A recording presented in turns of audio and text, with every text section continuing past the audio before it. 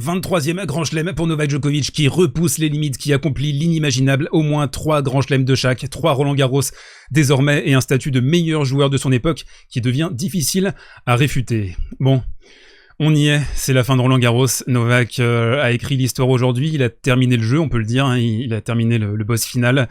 Là maintenant, tout ce qui arrive ensuite, c'est la deuxième run, c'est du bonus. 23 titres du Grand Chelem. Je voudrais d'abord pointer quelque chose qui me semble vital sur ce record, nouveau record chez les hommes, c'est le travail. Je pense que c'est la somme de tous les sacrifices, de cette résilience phénoménale chez ce joueur. Alors, on va discuter du script, du scénario, de ce qui s'est passé aujourd'hui, de cette quinzaine également. Je trouve qu'on a un petit peu manqué d'émotion et de spectacularité, ça je le regrette.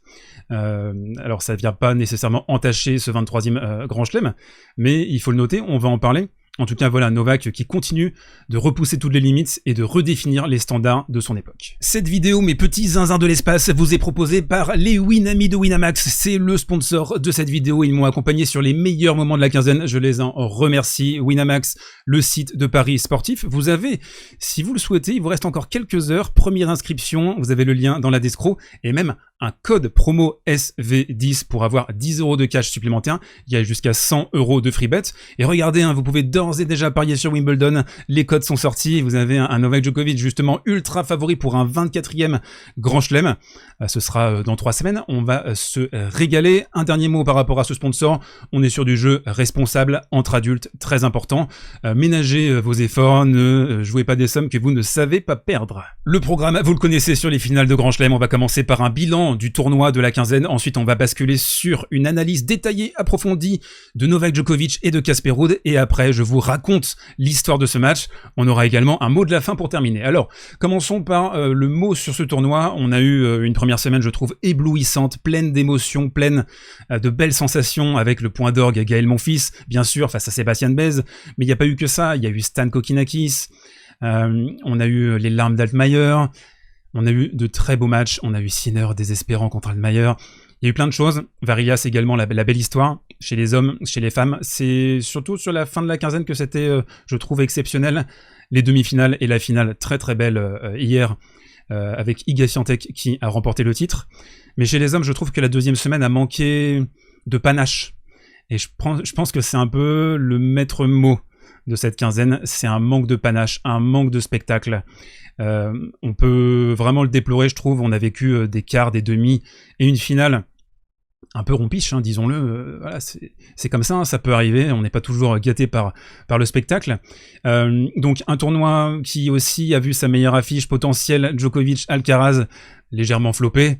On a eu 2 sets très intéressants, surtout le deuxième set, mais après, 3e et 4e set, c'était particulièrement décevant. Et je trouve en fait que c'est une quinzaine où on a beaucoup parlé d'autres choses, d'événements périphériques. Les night sessions, les poignées de main politiques, la parité. Il y a eu pas mal de discussions sur l'organisation, sur la programmation, qui ont un peu détourné le focus sur le jeu, parce que peut-être qu'il n'y avait pas non plus énormément de choses à raconter sur le jeu. Allez, c'est l'heure de parler des 2 acteurs de cette finale, et on va commencer par Novak Djokovic, 23e titre du Grand Chelem. Je sais pas si on se rend compte, moi j'ai grandi avec ce gars-là, hein. J'ai grandi avec Pete Sampras qui a remporté 14 majeurs, et on est tous là, quand il arrête sa carrière, jamais il sera battu, impossible. Et bah vous savez quoi, il y a un mec qui a 9 Grands Chelems de plus, peut-être 10 d'ici quelques semaines, moi ça me paraît délirant. Et je pense que c'est peut-être l'objet de la première réflexion sur ce match, sur ce titre, c'est que c'est une ambition dévorante, quoi. On a parlé du travail en introduction, mais il y a quelque chose presque de maladif, c'est peut-être pas le bon mot, mais de carnassier, tu veux tous les records, tu veux tout bouffer, tu veux mettre ton poing dans la bouche de tes contempteurs, de ceux qui t'ont critiqué. C'est presque un vengeur masqué, Novak Djokovic. Alors on sait ce qui s'est passé sur les 2 dernières années, quelque chose qu'il a vécu, notamment l'épisode australien, comme une injustice. À titre personnel, je vous laisse seul juge de ce que vous en pensez, vous, de votre côté. Je sais que les sensibilités sont très diverses et dispatchées par rapport à ça. Il a aussi, il y a un Wimbledon qui a été annulé pendant cette période-là. On peut imaginer qu'il aurait été bien placé. Enfin bref, il y a tout ça. Je pense que c'était plus marqué, c'était plus visible, plus prégnant à l'Open Australie, où il y avait vraiment, voilà, je veux me venger, je veux mettre les points sur les i, il y a un message à faire passer, et la somme des émotions qu'il avait contractées en lui se sont révélées à la fin du match, quand il allait voir son clan. Là, aujourd'hui, c'était très contenu, un peu à l'image de ce match, globalement, qui était terne, à part la première manche. Franchement, c'était rompiche, hein. 7-2, 7-3, il n'y a plus vraiment de match, on regarde par politesse. Quand il y a un set, un break, on décroche pas parce que on a du respect pour le jeu, on a envie de voir ce qui va se passer, mais en termes de panache, c'est pas vraiment ça. Alors, est-ce que ça compte? Est-ce que c'est important pour vous? Je vous pose la question dans les commentaires. Est-ce que vous trouvez que, ok, il y a les records, ok, il y a les victoires, mais est-ce qu'il manque pas ce petit soupçon de folie, d'émotion? Alors, oui, il peut y avoir de l'émotion avec Novak, avec ses cris de rage, ses coups parfois très spectaculaires, en coup droit, là, dans la diagonale du court, sa manière de réagir au momentum, au temps faible, d'haranguer la foule. Oui, il y a des émotions. Mais dans le jeu pur et simple, je suis pas très convaincu par ce qui s'est passé sur cette quinzaine. D'une manière plus concrète, eh bien, ça a été un tournoi de la part de Novak maîtrisé de A à Z, je trouve. On a eu dans cette préparation des signaux de vulnérabilité qui ont été montrés, mais je pense que l'une des leçons de ce qui s'est passé sur cette quinzaine, c'est ne jamais surinterpréter ce qui se passe avant pour les monstres. Ça n'existe pas. Rome l'année dernière avec Rafa qui est complètement en vrac contre Chapeau et qui pourtant remporte Roland Garros. Là pareil, Novak qui fait une prépa quand même très moyenne et il arrive à Roland Garros, il retrouve son niveau, ça reclique quoi. C'est tout à fait imparable. Et puis il faut le dire, il est injouable sur ce format quoi. En best of 5, il est injouable. On a une maîtrise absolue des momentum, des temps forts, fin de set, tie-break, 0 faute directe. Tu remportes le premier set, pause pipi pendant 8 minutes, tu reviens, tu fais le break, l'autre il est cramoisi, et toi justement, t'as cette gestion de ton énergie. Je vais vous l'expliquer ensuite, hein. Il trouve du relâchement peu à peu dans la deuxième manche, dans la troisième manche, il a fait le plus dur, il le sait en remportant ce premier set. Donc on a un contrôle de l'énergie inégalé, des timings, des temps faibles. Et je sais qu'il va y avoir le débat dans les commentaires, est-ce que c'est le GOAT, est-ce que c'est le meilleur joueur de l'histoire, etc. Je pense que c'est le meilleur joueur de son époque. En tout cas, c'est le joueur le plus adapté, le plus cartésien au tennis moderne. Ça, c'est sûr et certain, il n'y a pas de débat pour moi. C'est le tennis le plus adapté. C'est évident, c'est un tennis idéal pour le format en 3-7 gagnants, parce que c'est un tennis qui... Vous l'avez vu dans le match, hein, même s'il a des temps faibles, même s'il est moins bon, il a un niveau moyen qui est exceptionnel et il exige de vous la perfection. En tout cas, c'est ce qu'il vous fait croire. Et c'est ça qui est très fort avec lui, c'est le jeu mental, c'est la pression qu'il inflige à ses adversaires. Ça s'est vu notamment en demi-finale face à Carlos Alcaraz. Et je me fais aussi une réflexion, je trouve que le tennis n'est plus un sport de surface désormais, mais bel et bien un sport de format. On est passé dans un nouveau paradigme depuis quelques années maintenant, avec la mort de la Coupe Davis aussi qui a renforcé la division entre Masters 1000, ATP 500, ATP 250 et Grand Chelem. Et l'expérience accumulée par des joueurs tels que Rafael Nadal et Novak Djokovic, tu peux pas la rattraper quand t'as 20 ans. Tu peux pas comprendre à l'avance ce que c'est de jouer ces gars-là qui ont accumulé autant de matchs et cette friction qui est folle entre ces 3 joueurs. 4 joueurs même, on peut inclure Andy Murray. Bah ça c'est irrattrapable. Dans l'absolu, tu dois jouer une quantité de matchs contre eux. En fait, ils partent avec un avantage technique. C'est comme si tu faisais un 100 mètres contre eux et qu'ils partaient, eux, 20 ou 30 mètres avant toi. C'est un peu, je trouve, l'idée. Alors, il y a aussi quelque chose qu'on doit noter, parce que je peux pas le noter pour Rafa et pas le dire pour Novak, c'est que c'est un gars qui fait plier physiquement des joueurs de 13 à 15 ans de moins que lui. À un moment donné, il y a un problème. Alors, il est où le problème? On doit se poser la question. Il est du côté des jeunes ou il est du côté de Novak? À un moment donné, il faut le dire, il faut adresser le problème. Il y a quelque chose qui défie la logique. On sait pertinemment que la tête contrôle le corps et quand la tête décroche, bah vous chutez brutalement. Et c'est ce qui s'est passé pour Casper Ruud dans la deuxième manche. Donc voilà, il faut réussir à trouver le secret, il faut réussir à percer le mystère. Comment ces gars-là n'arrivent jamais à montrer la moindre limite physique, même quand ils sont complètement explosés. On se souvient également de Nadal contre Shapovalov à l'Open d'Australie. Crise de chaleur, il perd 6 kilos, il bat quand même Shapovalov en 5 manches. Bref, il y a des choses comme ça, moi... qui doivent interroger. On doit se poser la question, sans partir dans les fantasmes, sans partir dans les délires mais c'est factuel. Voilà, il y a quelque chose à noter, et je le dis pas parce que je veux vous embêter ou je veux créer la polémique, pas du tout. Je le dis parce que c'est un axe central du script du match. Il y a un 7-0 pour Novak, et dans le deuxième, Ruud, il est cramoisi. Et ça joue dans le match, et on le sait en tant que spectateur. Un set, un break, c'est finito. Casper Ruud, justement, un mot pour le finaliste, ce sera un peu plus rapide, bien sûr. On a 3 finales de Grand Chelem désormais pour Ruud, et je trouve qu'il a prouvé qu'il était à sa place. Alors il a pris... non, il n'a pas pris une rouste, hein. Il s'est fait dominer, même si dans le premier set, je trouve qu'il mérite, il est devant au point, mais bon, quand tu arrives au tie-break face à Novak Djokovic, tu sais que tu vas prendre un tarif maison. Mais bon, je trouve rien à se reprocher de particulier chez lui, hein. Il a fait son match. Le deuxième, peut-être, il y a mieux à faire dans la gestion du début du set. Mais en tout cas, c'est toujours un des meilleurs des autres, hein. C'est un des gars... alors certains disent le David Ferrer d'AliExpress. J'ai lu des comparaisons avec Correggia également. On est dans ces eaux-là. Je pense que peut-être qu'à un moment donné, dans une meilleure phase, c'est un gars qui pourra grind son grand chelem. Ça me paraîtrait pas tout à fait étonnant. Mais tant que Novak est là pour tenir les clés de la baraque, ça me semble très très compliqué. Par contre, on a vu, hein, il n'y a pas le surplus de folie ni d'énergie pour aller chercher ses grands titres, parce qu'il le faut. Il faut cette part de folie. Il faut cette démesure. Et ce joueur, il est encore trop, je vous l'ai dit déjà, je vous en ai parlé sur la chaîne, un peu trop nice guy, un petit peu trop dans le cadre. Il faut savoir dépasser le cadre. Il faut exploser les limites.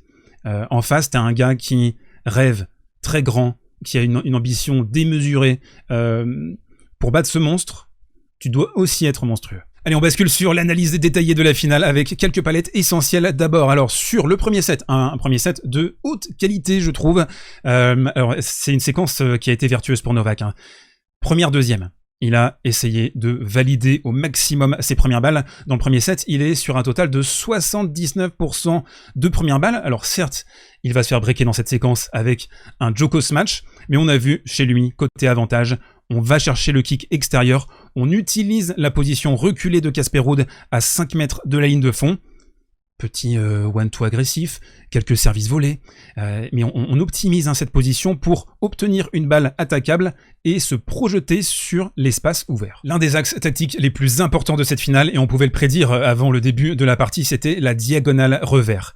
Ça, c'est une diagonale que tient particulièrement bien Daniil Medvedev, même s'il n'est pas sur un taux de réussite énorme récemment face à Novak Djokovic.